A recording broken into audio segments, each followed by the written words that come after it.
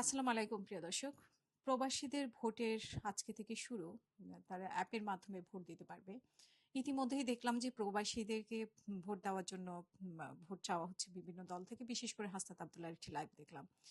তো আমরা প্রবাসীরা হচ্ছে কি মানে আমরা হচ্ছি প্রয়োজনে যখন হয় তখন আমাদেরকে ব্যবহার করে।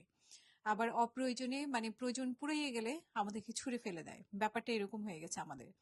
তো যখন রেমিটেন্স শাটডাউন করেছিল জুলাই আগস্টের আন্দোলনে এবং রেমিটেন্স শাটডাউনের পরে সরকারে কিন্তু অনেকটা টনক নড়েছে এবং সেখান থেকে কিন্তু হাসিনার একটা প্রধান কারণ হচ্ছে যে হাসিনা পালিয়ে যাওয়ার এইটা একটা প্রধান কারণ, কিন্তু সেই কারণটা দিব্যি কিন্তু তারা ভুলে গেছে যারা সমন্বয়ক, তারা কিন্তু তারা পুরা বিপ্লবের যে আহ, কৃতিত্ব সেই কৃতিত্ব কিন্তু তারা নেওয়ার চেষ্টা করেছে। এরপরে যদিও আমরা দেখেছি যে জামাতের শিবিরের ওরাও নেওয়ার চেষ্টা করেছে, কিন্তু প্রবাসীদেরকে সে কৃতিত্ব কিন্তু আর দেওয়া হয়নি।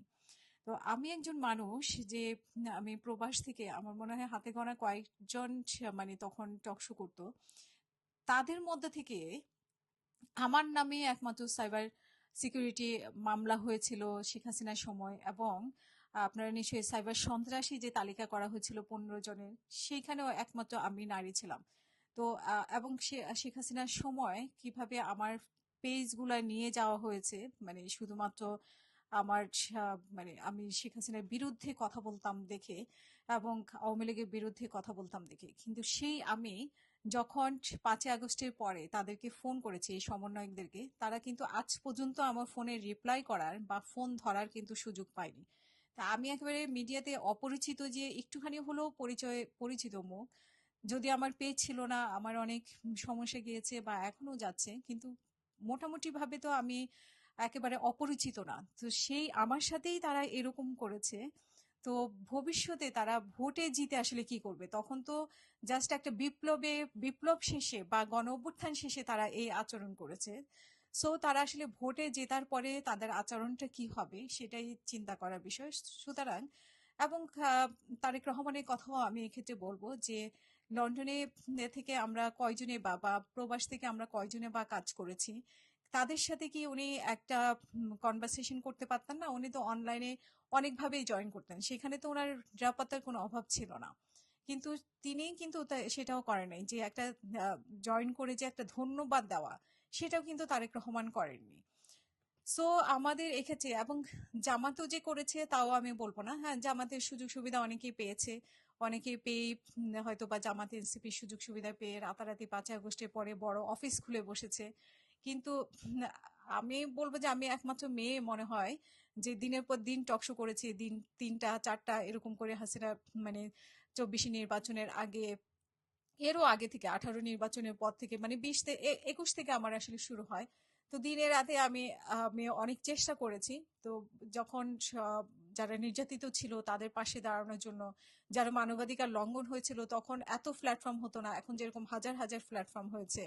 এখন হয়তো এইসব প্ল্যাটফর্মে আমরা হয়তো অনেকে চাপা পড়ে গেছি, কিন্তু তখন আমি আমার এদের চেষ্টা করেছি। এবং এই যে রেজওয়ানা থেকে শুরু করে উপদেষ্টা রেজওয়ানা, ওনারাও তো মানবাধিকার নিয়ে আমার প্রোগ্রামে অনেক জয়েন করেছেন। তো আসলে ওনারাও ভুলে গেছেন, যখন 5ই আগস্টে ওনারা ক্ষমতায় বসলেন তখন কিন্তু ওনারাও ভুলে গেছেন। তো আমার চেষ্টা তখনও ছিল, এখনো আছে। মাঝখানে হয়তো আমার পেজ ডাউন হওয়ার কারণে বা আমার পেজ চলে যাওয়ার কারণে, আওয়ামী লীগের সময় আপনারা নিশ্চয়ই জানেন যে আমার অনেক বড় একটা সমস্যা গেছে, আমার সবগুলো পেজে কপিরাইট দেওয়ার কারণে আহ, মানে আমার কন্টেন্ট গুলো সেভাবে পৌঁছাতো না। কিন্তু আমি আগে যেরকম কষ্ট করেছি এখনো কষ্ট করছি। তো আমি একজন প্রবাসী হিসেবে আমি আপনাদেরকে প্রবাসীদেরকে অনুরোধ করব, আপনারা খুব চিন্তা ভাবনা করে আপনারা ভোট দিবেন। কারণ এই এনসিপি সমন্বয়করা যখন ছিল তখনও কিন্তু আমরা প্রবাসীদের কথা বলতে তাদেরকে শুনিনি। এবং তারেক রহমানও আমরা যে কয়জনে কাজ করেছি, আমাদের কাজগুলো কিন্তু বিএনপির পক্ষেই গিয়েছে, যার জন্য আমাদেরকে অনেক বেশি সাফার করতে হয়েছে। কিন্তু সেই কৃতজ্ঞতা বোধও উনি প্রকাশ করেননি। সো সবকিছু বিবেচনা করে আমি বলবো যে প্রবাসীদেরকে আমি অনুরোধ করব যে আপনারা অবশ্যই আপনারা ভেবেচিন্তে ভোট দিবেন। কারণ জুলাই সনদের কথা উল্লেখ করতেই হয়। জুলাই সনদে যে প্রবাসীদের ব্যাপারে, প্রবাসীদের অধিকারের ব্যাপারে কোনো কথা উল্লেখ নাই, সেটা নিয়ে কি আসলে কেউ কিছু বলেছে? কেউ কিছু বলেনি। তো মানে কোনো দল সেটা নিয়ে কথা বলেছে? বলেনি। তো প্রবাসীদের হচ্ছে কি আমাদেরকে জাস্ট ইউজ করবে। ইউজ করার পরে এরপরে আর কোনো খবর রাখবে না। এখন অনেক সুন্দর, সুন্দর কথা বলবে যে আপনার অধিকারের ব্যাপারে কথা বলবে, আপনার অধিকার নিয়ে কথা বলবে। কিন্তু আমরা কি দেখেছি ৫ই আগস্টের পরে আমাদের অধিকার নিয়ে এই যে লাশের কথা আমরা বলি যে আমার সাথেই তো অনেকেই জয়েন করে বলেছে যে কিভাবে এবং সংযুক্ত আরব আমিরাতে কতটা সাফার করেছে। ওই ফ্যামিলিগুলো তো ওই এনসিপির কাছেও গিয়েছিল, কিন্তু তারা তো তখন সাহায্য করেনি, উপদেষ্টাতে পেছনে পেছনে ঘুরেছে। তারপরে আপনার একজন প্রবাসী মারাও গিয়েছে এই জুলাই যোদ্ধা, মানে জুলাই আহ, ইয়েতে তাদের মামলা হয়েছিল, তারপরে কয়েকজন প্রবাসী দেশে ফিরিয়ে এনেছিল।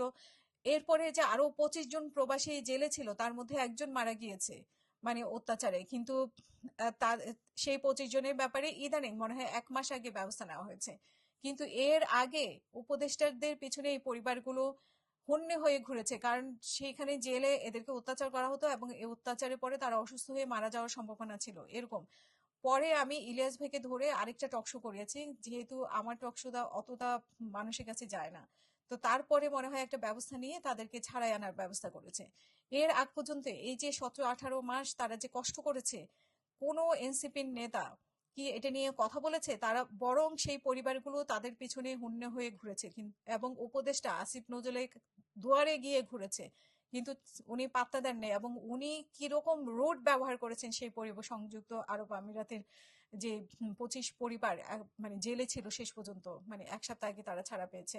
মনে হয় দেশে আসছে কিনা আমি জানি না, কিন্তু তারা ছাড়া পেয়েছে এরকম একটা নিউজ আমি দেখেছি। কিন্তু সেই পরিবারগুলোর সাথে অমানবিক ব্যবহার করেছে উপদেষ্টারা। তো এটাই, প্রবাসীদের কথা আসলে কেউ মনে রাখে না। ঠিক আছে, প্রবাসীদের যখন প্রয়োজন হয় তখন সবাই কিন্তু প্রবাসীদেরকে ব্যবহার করার চেষ্টা করে। এবং আপনি যখন ভোট দিবেন, ভোটের দিনটা শেষ হয়ে যাক, আপনি প্রবাসী, আমি প্রবাসী, আমাদের কথা আর কেউ কোনো দলই মনে রাখবে না। সো চিন্তা করে ভোট দিবেন। আমরা যাতে হাতিয়ার না হই, ক্ষমতার হাতিয়ার যাতে আমরা না হই। আমাদের অধিকার নিয়ে আমাদের সবাইকে এক হতে হবে, প্রবাসী সব প্রবাসীদেরকে তাদের অধিকার নিয়ে এক হতে হবে। না হয় আমরা সবকিছুতেই বঞ্চিত হব।